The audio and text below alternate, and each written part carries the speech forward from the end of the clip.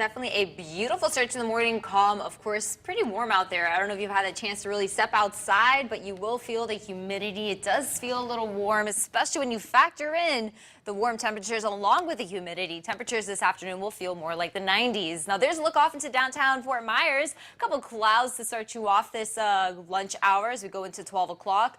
Off into the distance there, cumulus clouds taking some shape. So very fair weather at the moment, but we could still see a little mix of sun and clouds building in as we go into the later half of your afternoon. Temperatures in the low 80s, feeling more like 87 degrees.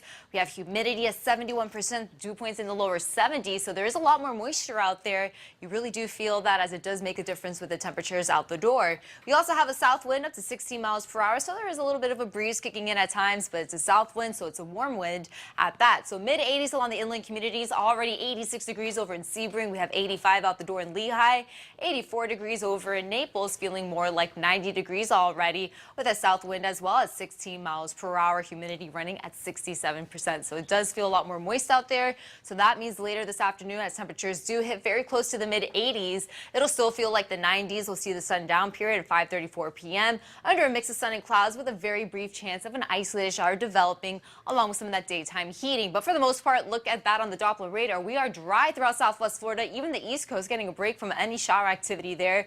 But as northern and central Florida, look at that. They are seeing rain and storm activity still on the panhandle, all associated with some energy that's going to continue to push its way towards the east and then south. And that's where we're going to start to see that cold front push through Southwest Florida as we go into your late Monday into early Tuesday morning. So we are going to see that front again and continue to increase the moisture ahead of it from the south. And then behind that, the cooler air with the north wind will kick in. And we are going to see some pretty decent conditions here across Southwest Florida with some cooler mornings and then some very mild afternoons with temperatures only in the 70s. So continuing with that south wind for the later half of the afternoon as we go into your late half of the evening.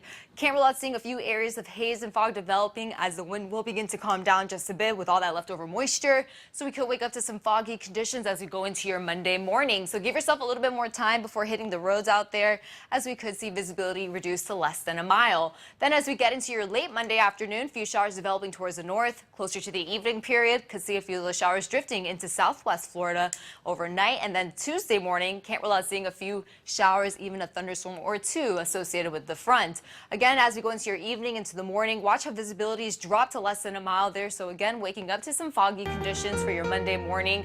Best chance of rain that day will be in the late second half, but it will be warm. Look at that, mid 80s by the afternoon, low 80s for your Tuesday as the front will push through. A little breezy there for your Wednesday. We're only going to see temperatures into the upper 60s then, but waking up to the 40s for your Thursday. So we do get a break from the warmth there, mid 40s for the inland communities, lower 40s near the central Florida. Nice cool morning there, and then temperatures rebounding back into the upper 70s for your Friday.